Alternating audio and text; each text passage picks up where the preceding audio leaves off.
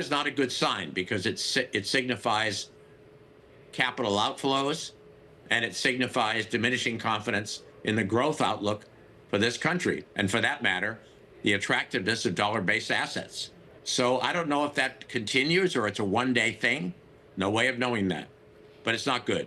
On that point as well, Olivier Blanchard was on X this week saying that China does seem willing to sell U.S. Treasuries, even if it means absorbing capital losses. What's your take on how much China is willing to sell U.S. Treasuries and what that might mean? I don't know the answer to that, Bonnie. I don't know that anybody outside of the Chinese leadership could possibly know the answer to that. But again, think about today. Typically, when bonds weaken and yields go up, the currency strengthens because on an overnight basis, you're getting a better return on it for holding it, right? Higher interest rates mean better return if you hold the currency, even overnight. So this is, as I said, quite an uncommon dynamic.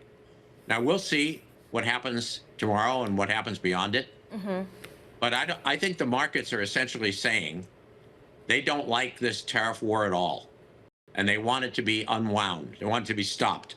That's the message, especially of today's reversal relative to what happened yesterday. Well, sorry to interrupt. And that's what the market is saying.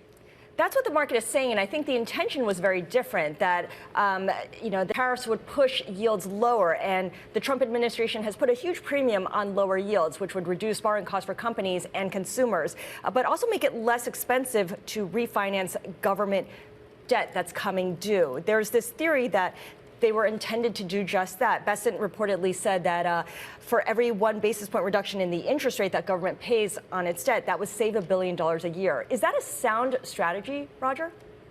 Well, if you're asking whether the expectation of lower yields was sound, let's just say it's not working out so far.